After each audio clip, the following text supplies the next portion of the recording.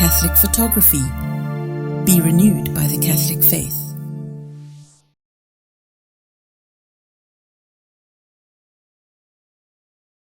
Au nom du Père et du Fils et du Saint-Esprit. Amen.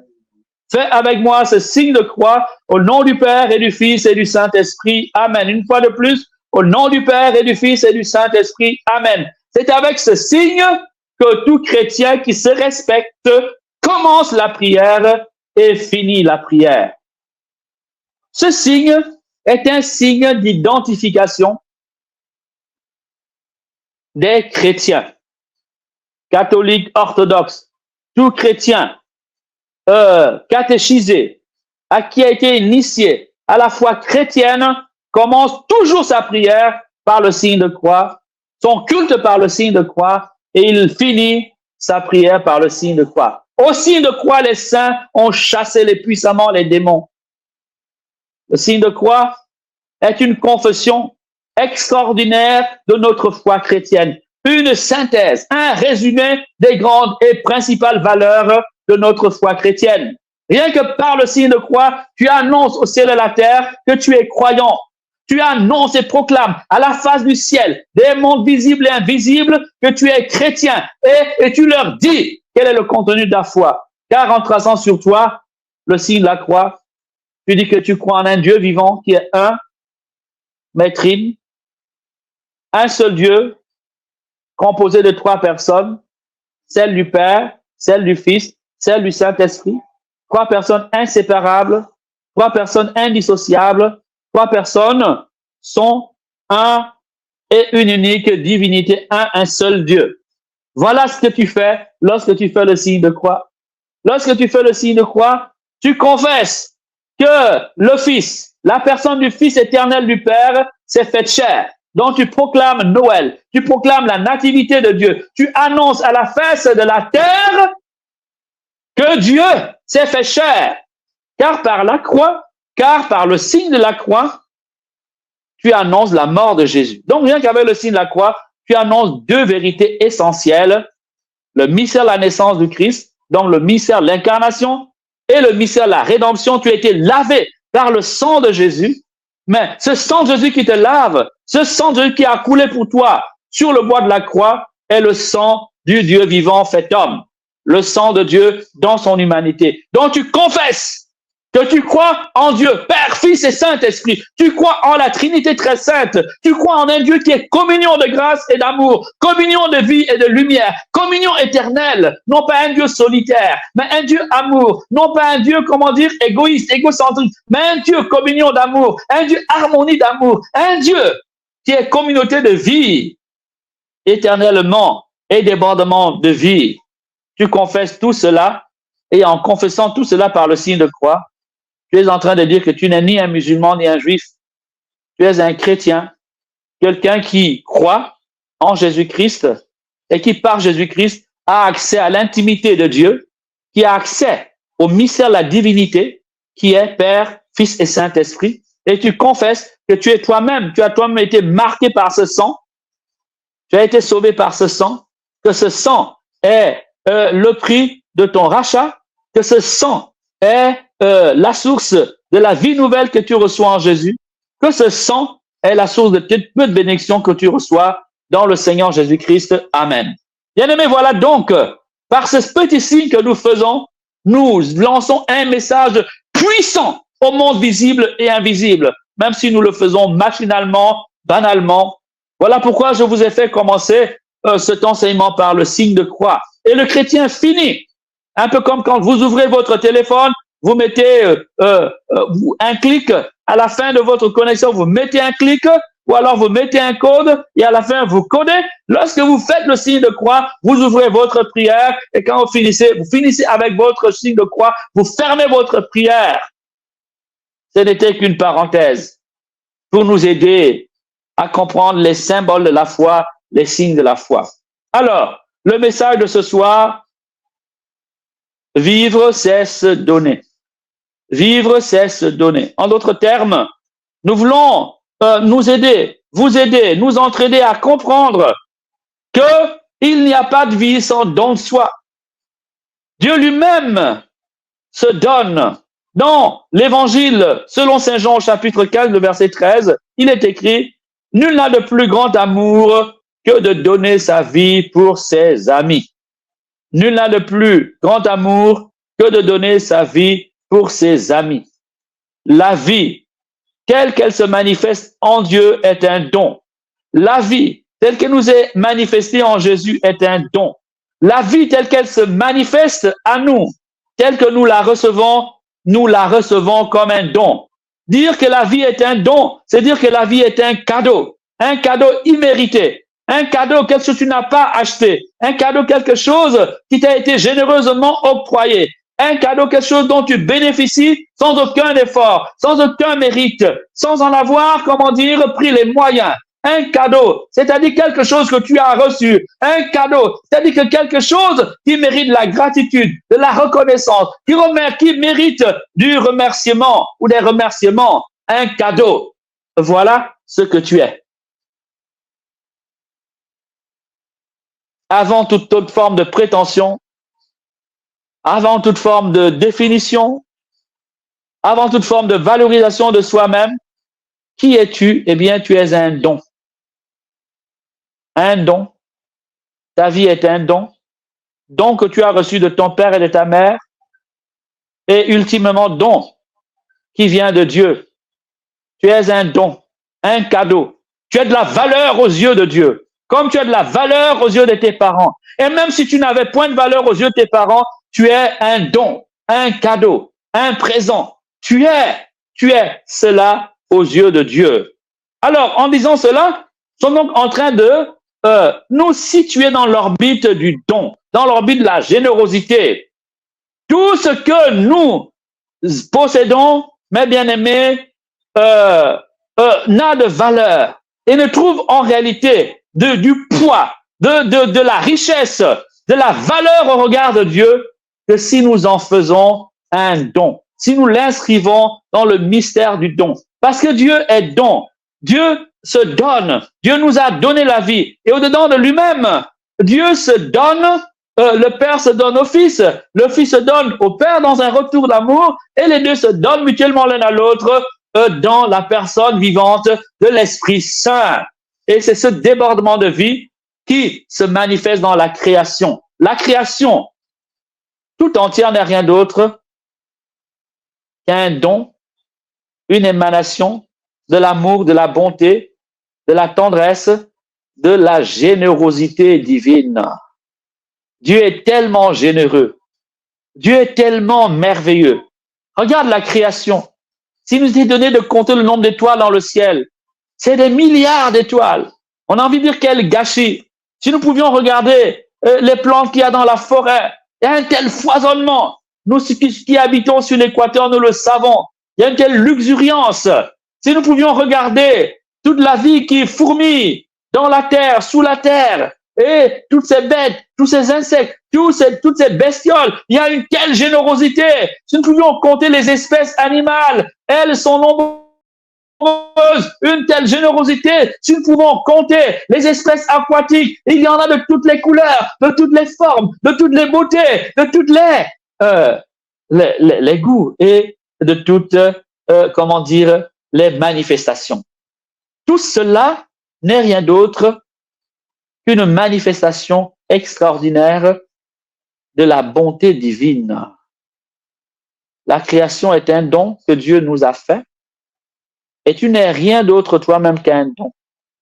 Si donc ta vie est un don, parce que tu ne t'es pas donné la vie, tu l'as reçue, elle t'a été donnée, elle t'a été confiée. Si donc tu l'as reçue, mes bien-aimés, tu dois savoir que le don n'appelle pas seulement l'action de grâce dont nous avons parlé hier, mais le don aussi appelle un retour d'amour. Un retour d'amour. Quand quelqu'un t'a fait don de quelque chose, il n'y a pas que le merci.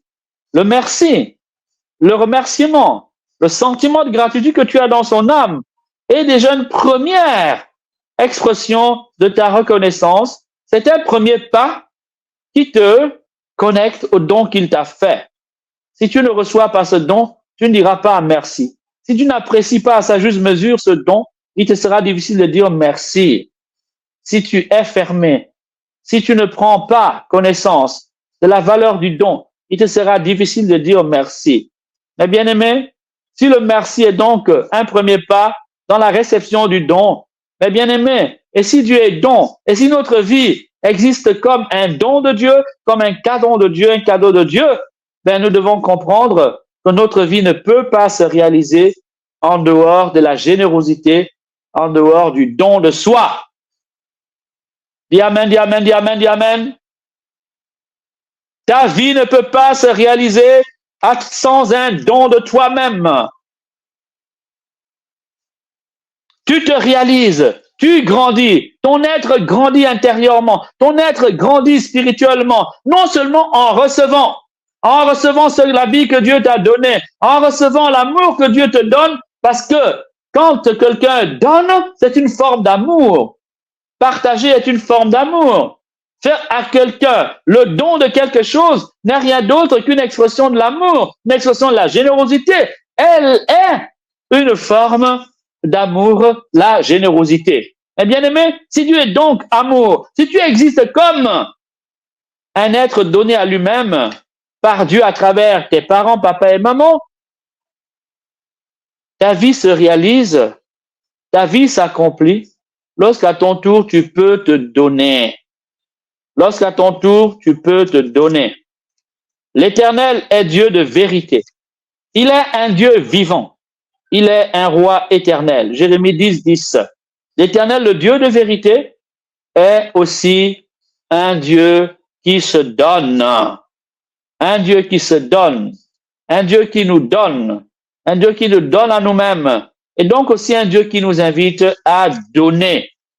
À se donner. Derrière chaque geste de don que je fais, en réalité, je me donne moi-même. Parce que lorsque la main donne, c'est parce que le cœur est donné. Lorsque ta main s'ouvre pour bénir quelqu'un, c'est parce que ton cœur est donné. C'est parce que ton cœur s'est ouvert. À moins d'être faux, à moins d'être hypocrite, à moins d'être mensonger, si le geste que tu fais est vrai, authentique, il ne l'est que parce que ton cœur est ouvert. Il est ouvert. Du coup, adorer le Dieu de vérité, qui est un Dieu vivant, c'est adorer aussi le monde des valeurs qu'il nous présente. J'allais dire, c'est aussi choisir de faire de sa vie un don pour les autres. Le monde contemporain, l'éducation que nous recevons, parfois nous replie sur nous-mêmes, nous conduit à une forme d'égocentrisme. Mais nous oublions souvent que si nous avons reçu la vie, nous avons le devoir, un devoir de la donner en retour. La donner en retour,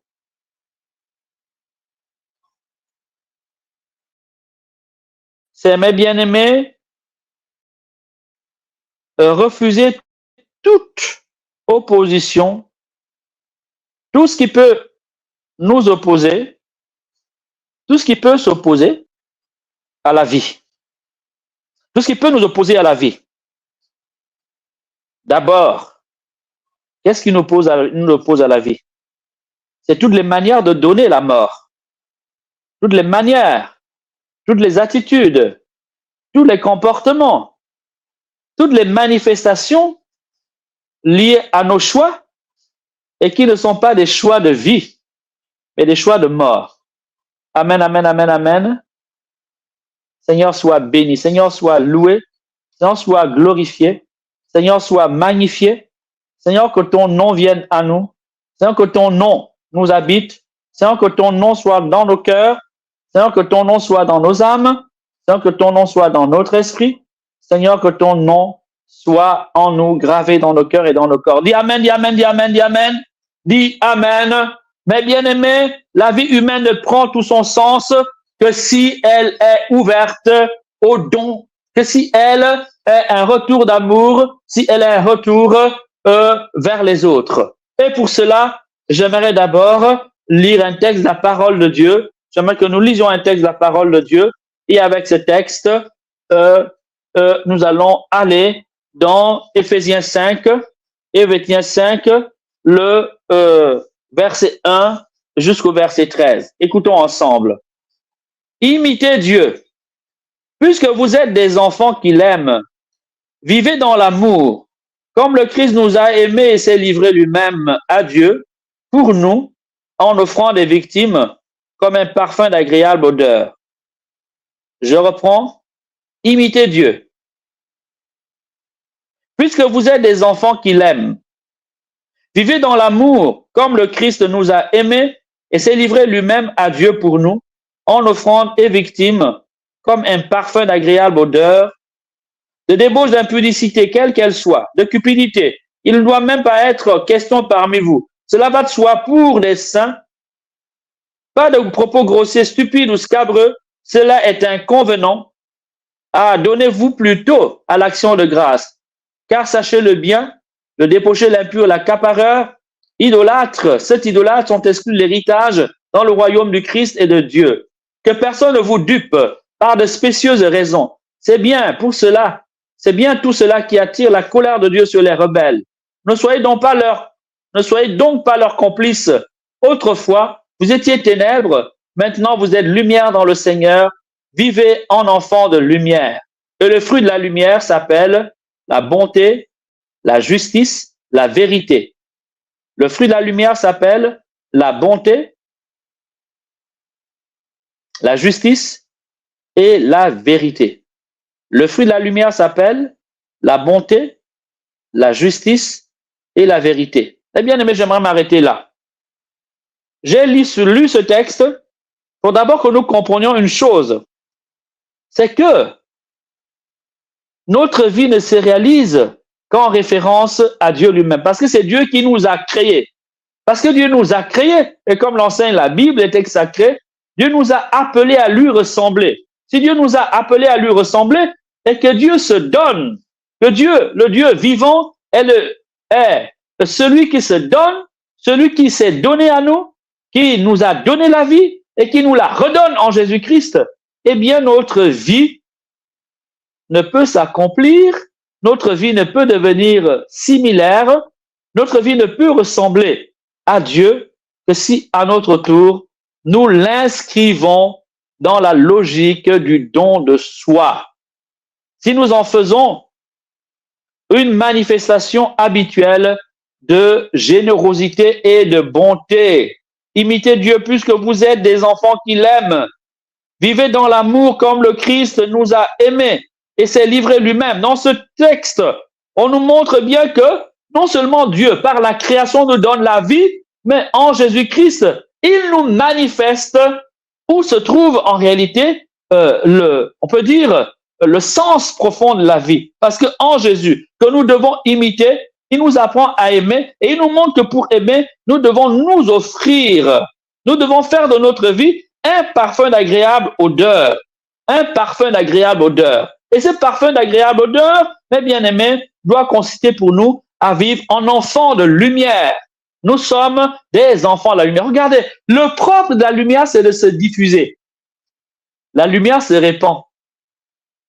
Si nous sommes des enfants de lumière, c'est que nous devons nous aussi rayonner. C'est que nous devons nous aussi nous diffuser quelque chose, répandre quelque chose. Et le texte dit bien, le fruit de la lumière, c'est la bonté, la générosité, la justice, et c'est encore la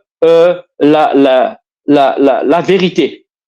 La justice, la vérité et la bonté. Nous sommes appelés à diffuser, à répandre, à communiquer cela. Si nous sommes enfants de lumière, et si le propre de la lumière est de se répandre, si la lumière n'existe qu'en se répandant, en se diffusant, en se donnant, le mot est lâché, en se donnant, c'est qu'en fait, notre vie n'existe et ne doit exister, ne trouver tout son sens dans le Christ que comme une forme de don, une forme de générosité, une forme de diffusion, une forme de rayonnement.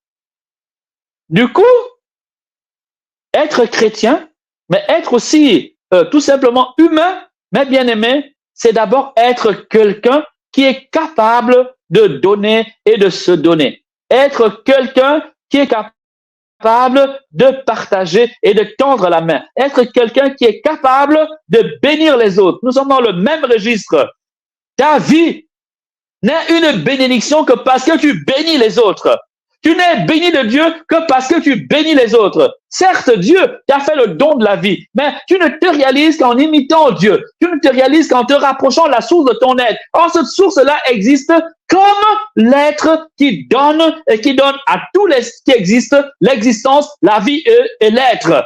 Alors, ta réalisation se trouve dans le don de toi-même. Ta réalisation se trouve dans la générosité qui anime ton cœur. Tu grandis intrinsèquement, tu grandis intimement. Ton âme s'élargit, ton âme grandit, ton âme s'amplifie. Ton âme va ressembler au Dieu vivant et vrai lorsqu'elle accueille la vie, et elle accueille la vie en la donnant.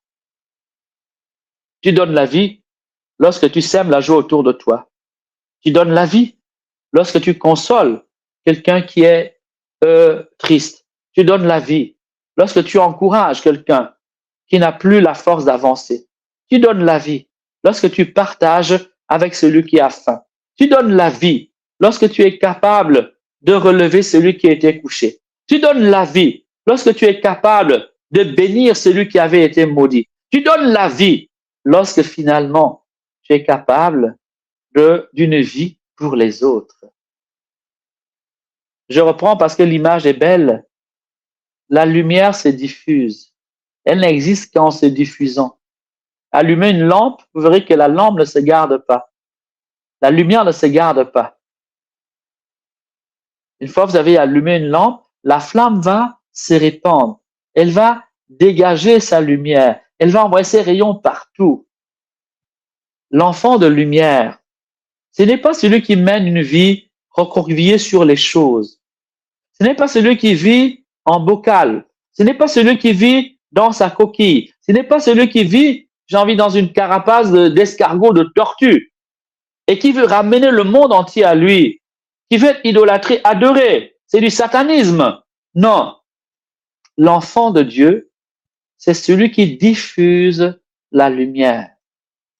N'imaginez pas, il ne s'agit pas pour vous de distribuer, je sais pas, d'abord des choses. C'est une attitude, un état d'esprit, un état d'esprit, un état d'âme.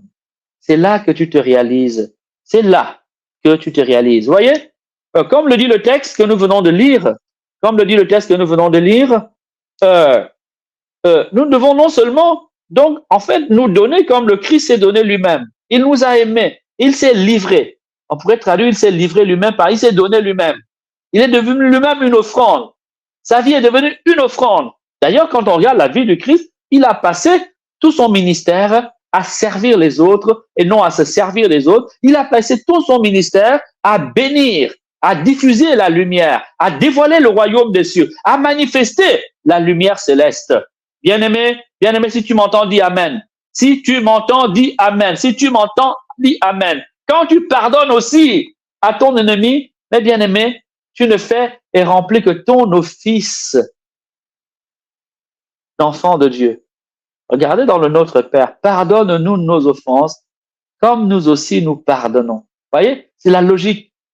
Comme Dieu nous pardonne, parce que Dieu nous a pardonné, comme Dieu nous donne, comme Dieu nous a donné, nous aussi nous devons pardonner, nous aussi nous devons donner. Comme Dieu se donne, nous aussi nous devons nous donner. Mais bien aimé, c'est là que se réalise authentiquement notre vie. Vous voyez, parfois nous passons notre vie à attendre que l'on nous donne.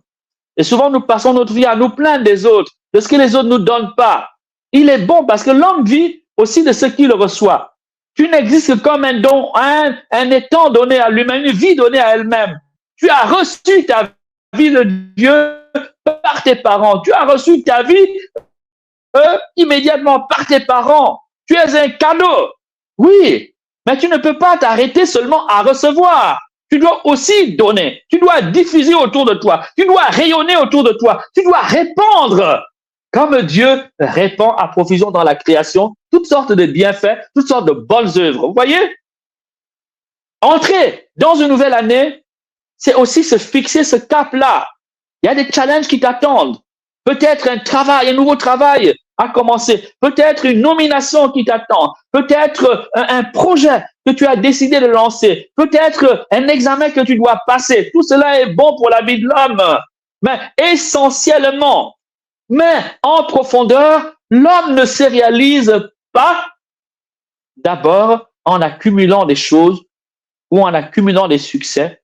L'homme se réalise en se donnant. En se donnant, tu fais comme Dieu. Et en faisant comme Dieu, tu te rapproches de Dieu. Et en te rapprochant de Dieu, tu deviens ressemblant à Dieu. Le Père, lorsqu'il te regarde, peut voir en toi les traits de son Fils. Dans toute la création, quand du haut du ciel, Dieu regarde sa création, et quand ses yeux se posent sur toi, il peut dire à la face des fils de Dieu, à la face des anges, à la face des esprits, celui-ci est mon Fils bien-aimé. En lui, je me complais, parce que sa lumière habite en toi, et sa lumière se diffuse par toi. Tu es comme un diffuseur de lumière, tu es comme un projecteur, tu es comme un lampadaire, tu es comme une ampoule, tu es comme une flamme appelée à diffuser la vie autour de toi. Et bien aimé, encore une fois, c'est une attitude d'âme et de cœur. On peut donner un sourire, on peut donner une salutation, on peut donner une parole de sagesse, on peut donner un conseil, on peut donner l'encouragement, on peut envoyer un texte, on peut donner un clin d'œil, on peut donner de l'argent, on peut donner de l'amour, on peut donner un vêtement, on peut visiter quelqu'un qui est seul. Tout au long de cette nouvelle année, fais de cela ton challenge. Fais de cela, on peut dire, l'une des principales activités de ta vie. Au soir de notre vie, c'est cela que Dieu nous demandera. Il ne demandera pas combien de diplômes nous aurons eu. Il ne nous demandera pas combien de maisons nous aurons bâties. Il ne nous demandera pas combien de pays nous aurons conquis. Il nous demandera quel fruit nous avons porté. Fruit d'amour, fruit de paix, fruit de joie, fruit de pardon, fruit de bienveillance, fruit de bienfaisance, fruit de bonté, fruit de justice, fruit de vérité. Voilà donc, mes bien-aimés, le mouvement dans lequel nous devons inscrire notre vie pour être véritablement les adorateurs du Dieu vivant. Le Dieu vivant. Nous n'appartenons au Dieu vivant que parce que nous marchons à son image en Jésus-Christ. Alors, pour ne pas trop m'étendre sur ce point, refuse donc tout ce qui s'oppose à la vie. Refuse donc tout ce qui est égoïsme, tout ce qui est repliement sur toi. Refuse cette culture de la mort, du meurtre, crime rituel, avortement et même l'homosexualité, parce que c'est un acte stérile qui ne porte pas la vie. Refuse tout ce qui peut détruire par la parole négative, la parole de malédiction. Refuse tout ce qui peut semer autour de toi, dans ta maison, dans ta famille, dans ton lieu de travail, dans ton pays, la division. Refuse toute forme d'idolâtrie.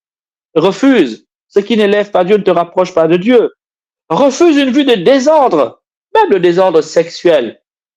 Refusons-le au nom de Jésus. La paresse, une vie qui ne porte pas de fruits. Une vie, vous voyez, le paresseux attend que les autres fassent quelque chose. Le paresseux est quelqu'un qui vit aux dépens des autres. Il est le partisan du moindre effort. Il préfère être dépendant des autres. Il préfère mendier son pain. Il n'a pas compris que s'il est bien, non, s'il y a une joie à recevoir, il y a plus de joie à donner. Il y a plus de joie à donner. En fait, c'est celui qui donne qui grandit spirituellement. Celui qui reçoit ne peut grandir que s'il rentre dans la même logique, c'est-à-dire s'il répond à la générosité par la générosité. Mais bien aimé, quand vous permettez à quelqu'un de vous donner, en réalité, vous lui permettez de grandir. Quand vous donnez, en retour, vous aussi vous grandissez. Quand vous donnez autour de vous, vous aussi vous pouvez vous élever. Alors, j'aimerais lire un texte, c'est Hébreux 3.12. Hébreux 3.12 dit ceci. Faites attention, frères et sœurs, qu'aucun de vous n'ait un cœur mauvais et incrédule que le détourne du Dieu vivant. Faites attention, frères et sœurs, qu'aucun de vous n'ait un cœur mauvais et incrédule qu'il détourne du Dieu vivant. Le cœur mauvais et incrédule détourne l'homme du Dieu vivant. Un cœur mauvais, c'est un cœur qui ne sait pas se donner. Un cœur mauvais, c'est un cœur capable de bonté. Un cœur mauvais, c'est un cœur incapable de pardon. Un cœur mauvais, c'est un cœur incapable de réconciliation. Un cœur mauvais, c'est un cœur qui divise au lieu de rassembler, au lieu d'unir. Un cœur mauvais, eh bien, c'est la langue méchante et la langue qui empoisonne la vie des autres. Eh bien aimé, finalement, en nous donnant, nous rentrons dans la logique même de la vie divine parce que Dieu est amour. Parce que Dieu est amour. Et le premier culte que nous avons alors à rendre à Dieu, il se réalise tout simplement, on peut dire dans la banalité des gestes de la vie. Dans la simplicité des gestes de la vie, le simple fait de répandre autour de nous la bonté et la générosité nous grandit et nous permet déjà de, on peut dire, si cela est fait par amour pour Dieu,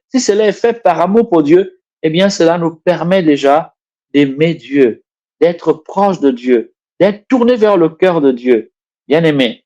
Et c'est le commandement, le grand commandement que la parole de Dieu nous a donné. En Matthieu 22, le verset 34 à 40, Jésus nous a bien enseigné en quoi consistait finalement le plus grand des commandements, c'est-à-dire l'attente principale de Dieu sur la vie de l'homme. Eh bien, il nous l'a dit, c'est tu aimeras Dieu, tu aimeras ton prochain et tu aimeras toi-même. Aimer Dieu, aimer son prochain et s'aimer soi-même. Regarde, en refusant une vie égocentrique, en refusant une vie d'égoïsme, en fait, et en t'inscrivant dans le don de toi-même, eh bien aimé, déjà, tu es en train de t'aimer avec justesse. L'homme qui est avare ne s'aime pas.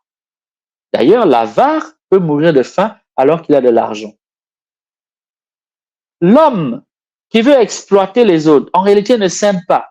Il pense qu'il s'aime, mais en réalité, ne s'aime pas. Parce que ce qu'il veut acquérir ainsi ne le construit pas en profondeur. C'est la même chose, par exemple, quand nous refusons de pardonner. Nous oublions que le pardon, en fait, c'est nous qui le libère. En pardonnant, c'est nous qui retrouvons l'harmonie de notre cœur avec nous-mêmes. En pardonnant, c'est nous qui retrouvons l'harmonie avec Dieu. En pardonnant, c'est nous qui trouvons la paix du cœur. En pardonnant, c'est nous qui faisons le ménage de notre cœur et vidant notre cœur comme une poubelle de sa charge affective négative, fait d'accusations, de désirs de vengeance, de sentiments d'aigreur, de rumeurs, etc. Mais bien aimé, la générosité nous inscrit sur un chemin authentique d'amour de Dieu, d'amour du prochain et d'amour de soi-même. Alors, en aimant Dieu, faisons-le d'abord pour lui-même, faisons-le ensuite parce que nous voulons nous aimer nous-mêmes, mais aussi parce que nous voulons aimer le prochain. Alors, en aimer le prochain, vous voyez donc que j'ai déjà énuméré toute une panoplie de choses que nous devons faire. Aimer le prochain, c'est le soutenir, c'est partager avec lui, c'est lui pardonner, c'est le consoler, c'est l'encourager, c'est le bénir, mais c'est aussi le délivrer, c'est briser le joug dont il est, chargé. Mais j'aimerais vous lire ici, dans l'Ancien Testament, un texte très connu que nous lisons habituellement le temps du carême, mais pour moi qui est l'une des plus belles pages de la Bible. C'est l'une des plus belles pages de la Bible. L'une des plus belles pages de la Bible, c'est dans Isaïe 58, le verset 6 à 12. Isaïe 58, le verset 6 à 12. Le jeûne que je préfère, n'est-ce pas ceci? Dénouez les liens provenant de la méchanceté. Détachez les courroies du joug. Renvoyez libres ceux qui ployaient. Bref, que vous mettiez en pièces tous les jours. Au soir de cette année 2023, mets en pièces tous les jours. Il y a peut-être quelqu'un dont tu as chargé d'un joug.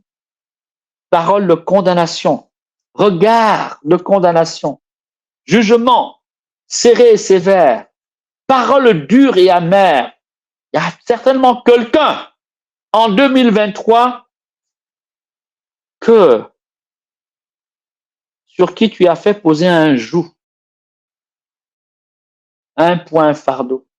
Peut-être quelqu'un que tu as trahi, peut-être quelqu'un à qui tu as menti, peut-être quelqu'un qui te faisait confiance et dont tu as trahi la confiance, quelqu'un qui attendait une aide, un réconfort, un regard de ta part et tu ne l'as pas fait. Tu n'as pas été à la hauteur de cette attente. Il y a quelqu'un, peut-être cette année, que tu as brisé, une personne dont tu as brisé le cœur et l'âme. Je pense à toutes ces femmes qui ont été trahies, abandonnées, parfois avec des enfants. Je pense aussi à ces hommes qui ont été trahis, parce que les femmes ne sont pas les seules à être trahies. Les hommes aussi sont trahis parfois. Mais bien aimé, le fardeau que tu as mis, il faut le tailler en pièces maintenant. Demande pardon à Dieu dans ton cœur.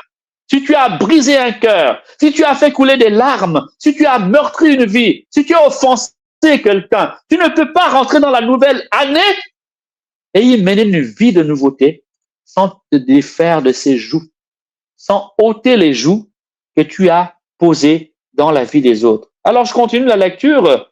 La Bible dit, oui, le jeûne que je préfère, c'est que vous mettiez en pièces tous les jours. Le jeûne que je préfère, c'est de partager ton pain avec l'affamé. Et encore, les pauvres sans abri, tu les hébergeras. Cette fin d'année, beaucoup vont, passer et faire dans une profonde solitude. Parfois, tourner à des gens qui ne mangent rien, qui n'ont rien mangé, qui ne reçoivent aucune attention. Dieu dit. Et pour moi, les fêtes, c'est toujours un moment de grande désolation. Parce que je pense à toutes ces souffrances. Je pense à toutes ces personnes qui ne pourront pas fêter, alors que tout le monde autour dansera, alors que tout le monde autour sourira, alors que tout le monde autour sera dans la joie, alors que tout le monde autour fera la fête.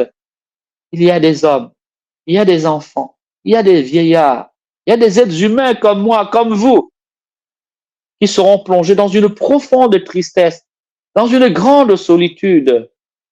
Ils ne pourront pas se réjouir. Dieu dit, le jeûne que je préfère, eh bien, c'est de partager ton pain avec la famille. Ou encore, donner l'abri aux pauvres, héberger le pauvre. Si tu vois quelqu'un nu, tu le couvriras. Devant celui qui est ta propre chair, tu ne t'édeuberas pas. Bien-aimé, alors, le texte est magnifique. Pour moi, c'est l'une des plus belles pages de la Bible. L'une des plus belles pages de la Bible. Que dit ce texte-là? Il dit ceci. Vous l'avez déjà entendu. Permettez-moi peut-être de revenir dessus. Alors brillera ta lumière comme l'aurore. Tu vois? L'enfant de lumière, ce n'est pas celui qui clame des choses sur la bouche.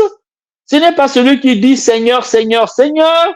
Ce n'est pas seulement celui qui passe de longtemps à prier ou à chanter, à célébrer Dieu. L'enfant de lumière, c'est celui qui diffuse la lumière. Et comment diffuse donc la lumière? Eh bien, en faisant œuvre de vérité, en faisant œuvre de compassion, en faisant œuvre de charité, en faisant œuvre de justice, en faisant œuvre de bonté, en faisant œuvre de miséricorde, en faisant œuvre d'attention. Le texte ici est concret. Le texte ici est concret. Dieu dit, si tu partages avec la famille, si tu habilles celui qui est nu, si tu brilles le jour du dos de celui dont tu l'as chargé, si tu viens au secours de celui qui est abandonné, si devant ton semblable qui ploie sous le poids du fardeau, tu ne fuis pas, tu n'es pas indifférent, Dieu dit, alors ta lumière brillera comme l'aurore. Ta lumière brillera comme l'aurore. Et donc, se donner, c'est cela finalement. Ta lumière poindra comme l'aurore et ton rétablissement s'opérera très vite. Donc, si tu étais en bas, tu seras rétabli. Si tu avais chuté, tu vas retrouver ton statut.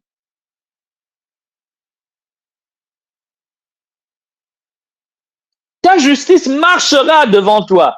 Tes œuvres marchera devant Dieu. Quand tu iras à l'autel du Seigneur, tes œuvres vont te précéder à l'autel du Seigneur. Quand tu viendras présenter ton offrande au Seigneur, quand tu viendras présenter ton fardeau au Seigneur, ta peine au Seigneur, là déjà, ta lumière va te précéder.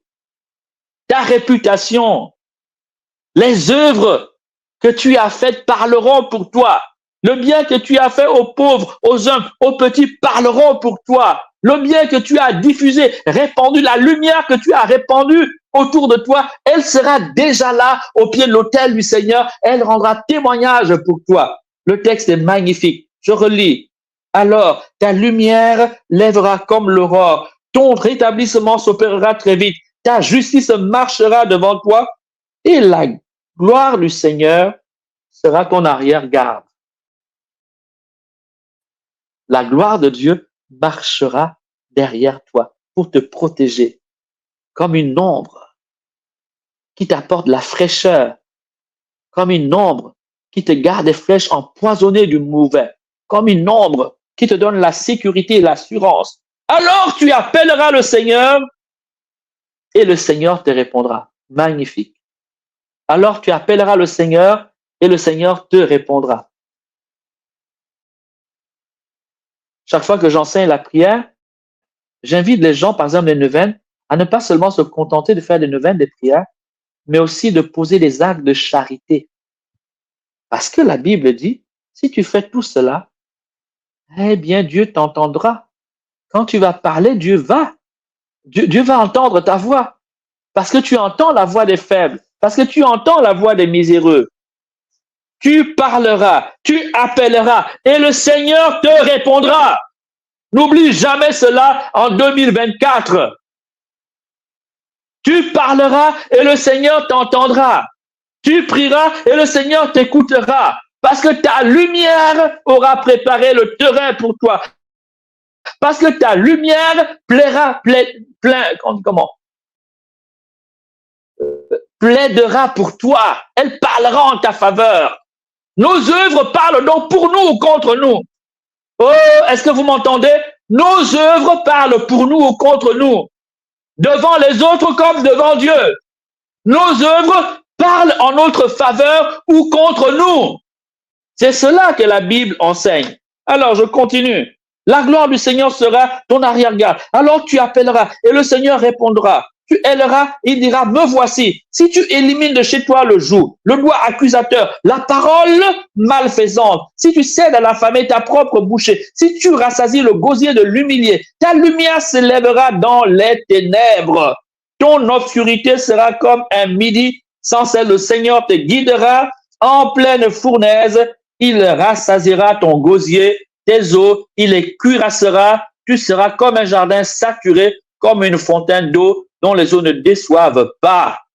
Amen, amen, amen, amen, amen. Dis amen si tu m'entends. Dis amen, dis amen, dis amen, dis amen, dis amen. Dis amen, dis amen. Voilà la voie, le sentier pour être un enfant de lumière.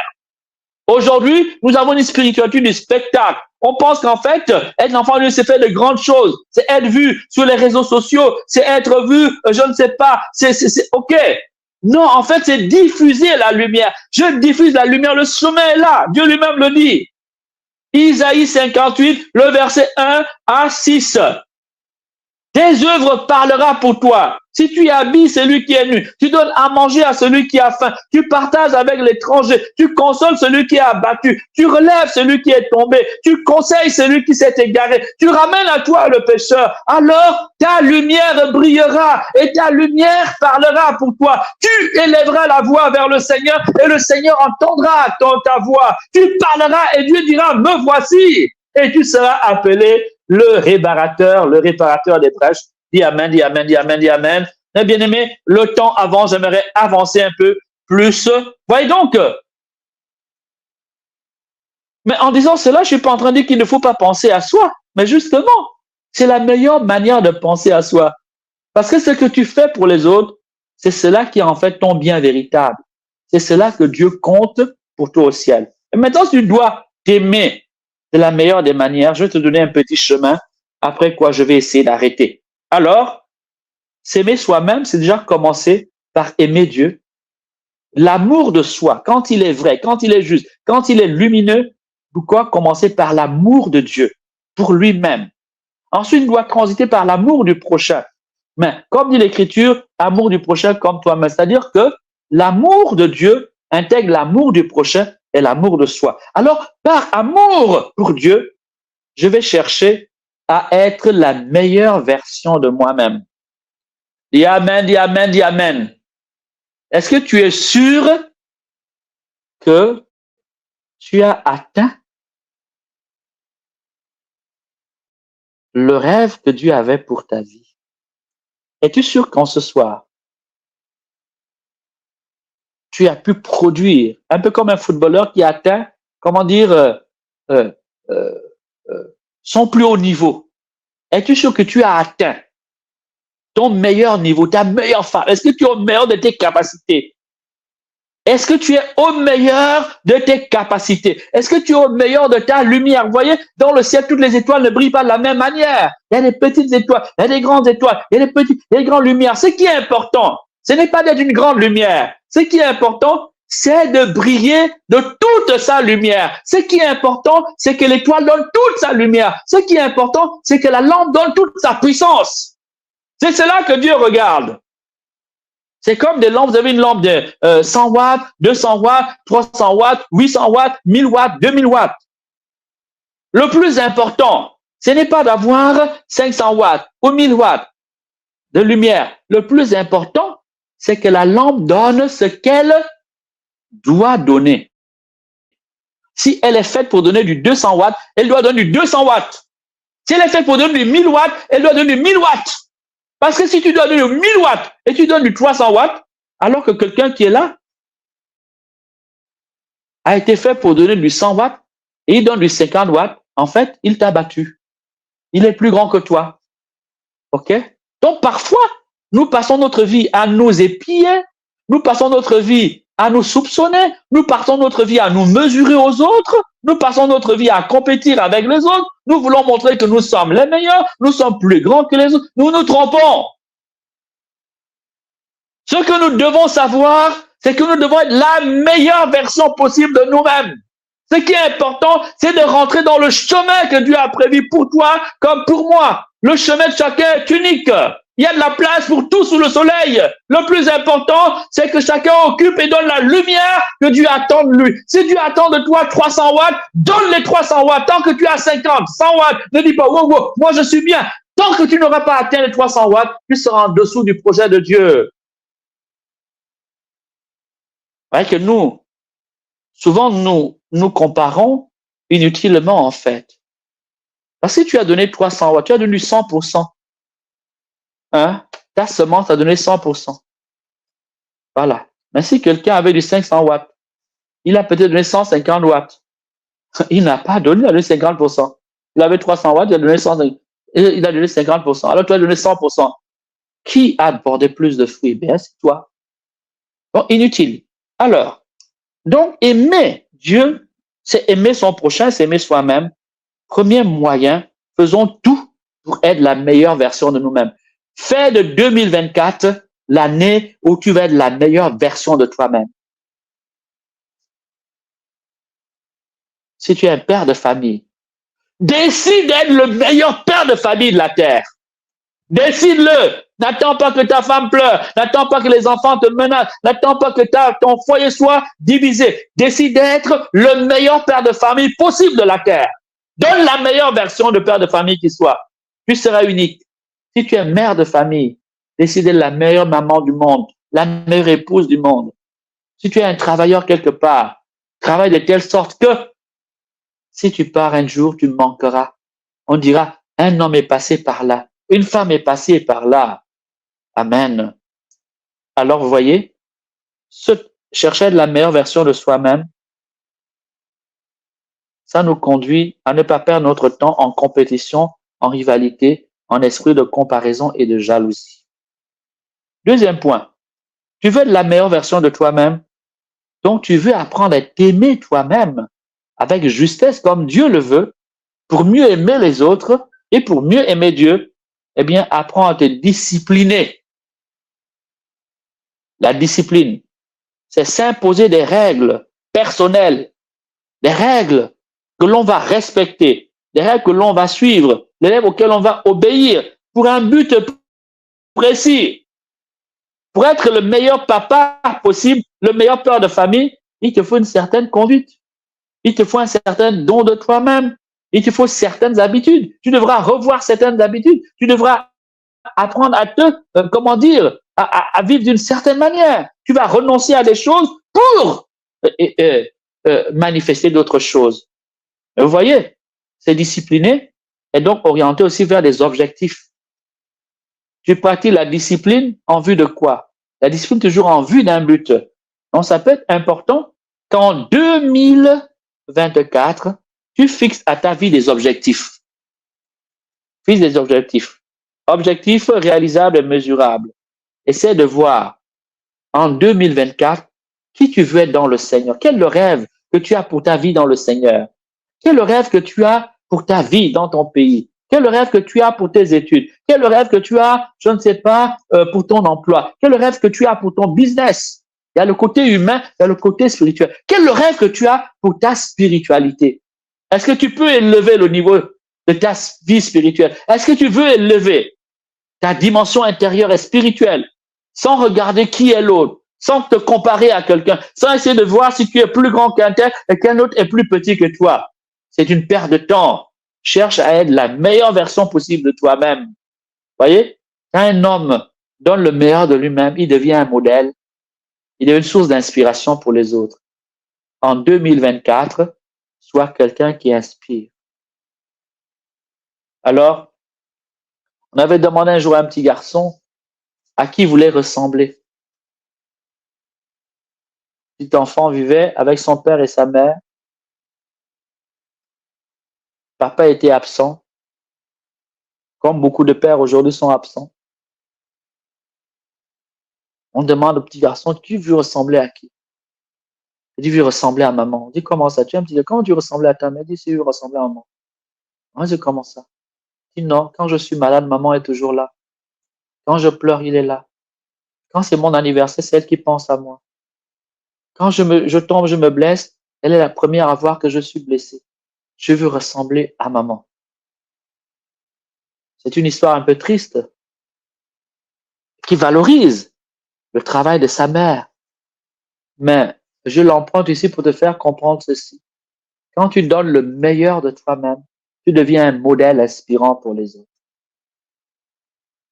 Les autres, tu vas servir de modèle, de source d'inspiration pour les autres.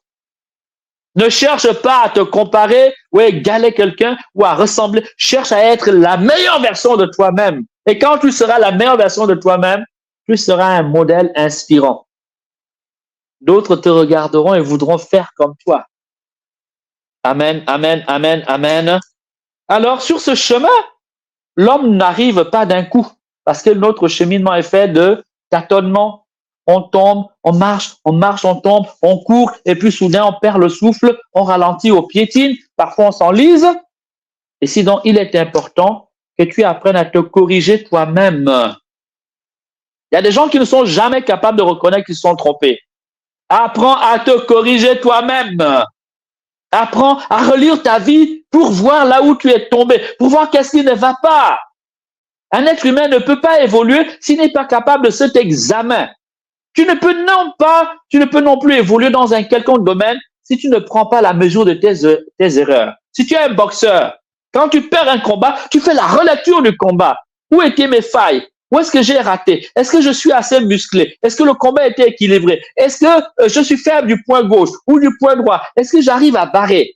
Un match est perdu par une équipe, qu'elle soit de football, qu'elle soit de basket. On fait une relecture, on voit où étaient les failles, est-ce que la stratégie était la bonne. Le joueur qui aussi se relie. Où sont mes points faibles? Le coach va le faire travailler mentalement, va le travailler physiquement, l'endurance, même l'alimentation change, le rythme de vie change, même les horaires de travail changent. Tout cela parce qu'il veut être la meilleure version dans son domaine.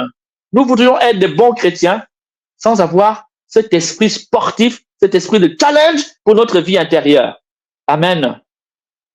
Se corriger, c'est avoir l'honnêteté, voyez, être enfant de lumière, c'est avoir pour fruit la justice, la bonté et la vérité.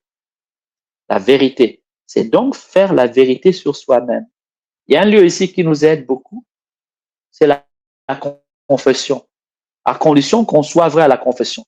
Parce qu'il y a des gens qui vont à la confession pour se confesser, et puis au moment donné, devant le prêtre, il oublie ses péchés. Il va commencer à raconter des histoires.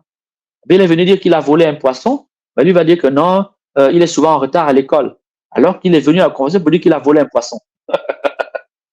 Amen, amen, amen, amen, amen. Je ne vous sens pas, je ne vous sens pas. Je sais qu'il est tard. Invitez vos amis, se corriger soi-même. Se corriger soi-même. N'attendez pas d'abord qu'il y ait des gens là qui vous fassent des remarques. Maintenant, si que le cœur vous corrige et que ce qu'il dit est bon, bénissez le ciel, bénissez-le. Car c'est un acte d'attention, un acte de respect. Celui qui te corrige, quand ta correction est juste, même maladroite, celui-là mérite ton respect et il mérite ta reconnaissance. Parce que c'est celui-là qui te permet d'évoluer. C'est un peu comme le maître qui corrige son élève. Si le maître ne corrige pas l'élève ne pourra pas progresser. Donc, le compagnon de route, l'ami sur le chemin, le voisin, le parent, le grand frère, ou l'ami ou le camarade qui te dit, mon fils, mon frère, mon ami, ma copine, mon copain, là, tu t'es trompé. Il faut le respecter. Il faut lui dire merci. Parce que c'est celui-là qui te permet de prendre la mesure, la température de ton âme et qui peut te permettre de rectifier ta trajectoire de vie quand tu as pris des mauvaises décisions. Celui-là, il mérite ton merci. Amen, amen, amen, amen, amen. Amen, amen, amen, amen. Je l'ai déjà dit au risque de me répéter. Il faut pratiquer la bienveillance, la bienfaisance. Tout cela, c'est la charité. Mais la générosité aussi, c'est d'accueillir les autres, d'accueillir les pauvres, d'accueillir les humbles. Hébreux 13, 1 à 2. Grâce à l'hospitalité et la générosité, beaucoup accueillent les anges sans le savoir. Tout faire en pensant à la valeur de ses actes devant Dieu. Je vous l'ai dit, la Bible nous l'a enseigné. Nos actes parlent pour nous ou contre nous. Isaïe 58, 1 à 6. Nos actes parlent contre nous ou pour nous. Alors, tu peux progresser. Si chaque fois que tu poses un acte, tu te rappelles que cet acte-là peut parler contre toi ou pour toi. Avant de poser un acte, dis-toi, cet acte-là, devant Dieu, est-ce qu'il va parler pour moi en ma faveur ou bien il va m'accuser? Rien que ce petit exercice, ce repli, non, ce réflexe intérieur, s'il est pris, s'il est cultivé, si on s'habitue à cela, mes bien-aimés, nous allons grandir dans la lumière, nous allons diffuser la lumière, nous allons fuir les ténèbres, nous serons, mes bien-aimés, en bataille contre les ténèbres. Reconnaissance et gratitude, oui, à l'égard de Dieu, à l'égard de nos amis, nos bienfaiteurs. Reconnaissance et gratitude à l'endroit du Dieu vivant, à l'endroit de nos parents. Reconnaissance et gratitude à l'endroit de ceux qui nous conseillent, de ceux qui nous corrigent. Tout cela aussi doit conduire à la vigilance. L'homme vigilant, si tu veux pendant l'année 2024 grandir dans le Seigneur, tu garderas et cultiveras la vigilance. Et celle-ci, pardonne-moi de te le dire ou de le redire, peut consister tout simplement à refuser une vie de distraction. La société contemporaine est une société marquée par la distraction. Qu'est-ce que nous faisons sur Internet à part nous distraire? Combien d'hommes et de femmes vont sur Internet apprendre un nouveau métier? Combien d'hommes et de femmes vont sur Internet apprendre une nouvelle langue? Combien d'hommes et de femmes vont sur Internet découvrir des expériences scientifiques? Pas la majorité. La majorité est occupée à se distraire, à écouter les influenceurs, à rigoler, à regarder des choses indignes des yeux qui souillent la vue et l'âme. Eh bien aimé, nous devons combattre et nous soustraire à une vie de distraction, une vie accaparée par des choses qui ne portent aucun fruit de lumière dans notre vie. Des choses que nous allons faire, qui vont nous occuper des nuits entières, des journées entières, et qui vont fatiguer notre âme et nous éloigner de Dieu. Nous devons fuir cela tout au long de cette année pour que nous gardions le cap de notre vie, être la meilleure version de nous-mêmes. Dis Amen. Eh bien aimé, je m'en vais m'arrêter là. Acclame le nom de Dieu, bénis le nom de Dieu, au roi des siècles, immortel et invisible, le roi des rois, le seigneur des seigneurs, le seul qui possède l'immortalité, a lui la gloire, a lui l'action de grâce, a lui la bénédiction, a lui la faveur, a lui la sainteté pour les siècles des siècles. Amen. Envoie-moi des cœurs, envoie-moi des cœurs, envoie-moi des cœurs. Dis merci à Jésus, dis merci au roi des rois, dis au seul qui possède la lumière, qui veut faire de nous des enfants de lumière, qui veut nous établir comme la lumière du monde. La lumière du monde, nous ne devons pas être sous le boisseau, que cette année soit pour nous le lieu d'une grande lumière, que nos vies parlent en faveur de la lumière, que nos vies soient des lampes qui éclairent et qui chassent les ténèbres, car ce monde est dans l'obscurité des ténèbres, ce monde est envahi par toutes sortes d'obscurités. Nous devons en être la lumière. Le Christ a choisi, le Christ m'a choisi, le Christ nous a choisi pour faire de nous la lumière dans ce monde. Rien ne sert de nous plaindre de ce qu'il y a trop de ténèbres. Écoute-moi bien, rien ne nous sert de nous plaindre parce qu'il y a trop de ténèbres. Rien ne te sert de passer ton temps à te lamenter de ce qu'il y a trop de ténèbres, de ce qu'il y a trop de mal. Ça ne change rien à la réalité. Il te faut allumer la lumière. Wow, je ne sais pas si tu m'as entendu. Je vais reprendre la chose. Je vais reprendre ce que je viens de dire.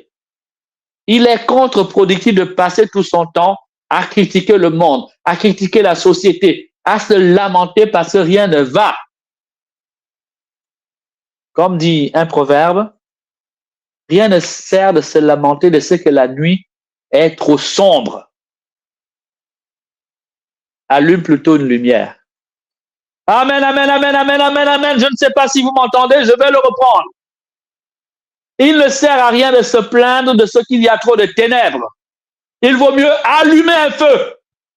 Quand la nuit fait noir, tu passes ton temps à pleurer. Oh mon Dieu, la nuit est noire. Oh, la nuit est noire, il fait trop sombre. Oh, il y a les ténèbres partout. Tu ne changes rien à la nuit. La seule manière de changer la nuit, c'est d'allumer un feu. La seule manière de changer la nuit, de chasser les ténèbres, de vaincre les ténèbres, c'est d'allumer des feux. Allume un feu pendant cette année. Allume un feu dans ta maison. Allume un feu dans ta vie. Allume un feu partout où tu seras. Sois un feu. C'est cela être enfant de lumière. Quand les chrétiens essaieront d'être des enfants de lumière, les ténèbres vont reculer. En fait, il y a trop de ténèbres parce qu'il n'y a pas beaucoup de lumière. Quand la lumière grandit, les ténèbres reculent. Quand la lumière grandit, les ténèbres reculent. Quand les ténèbres avancent, c'est que la lumière a reculé. Est-ce que c'est compliqué à comprendre? Amen, amen, amen, amen, amen, amen, amen, amen, amen, amen. La grâce de Dieu sur toi, à ta gauche, à ta droite, devant toi, dedans toi, au nom de Jésus. Rien ne sert de se plaindre de ce qu'il y a trop de méchanceté dans le monde, de ce qu'il y a trop de mal dans le monde, ce qu'il y a trop de ténèbres partout, dans nos villages, dans nos quartiers, dans nos villes, dans nos pays. Allume plutôt une lumière. La moindre étincelle dans la nuit chasse les ténèbres. Sois juste une petite étincelle. Commence par cela.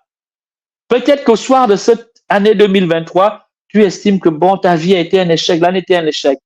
Décide pour 2024 juste d'être une étincelle. Comme une luciole dans la nuit. Regarde la luciole. Elle est claire. La luciole. On la voit de loin. Sois une luciole. Sois une petite étoile. Sois une petite lumière. C'est cela qui triomphe des ténèbres.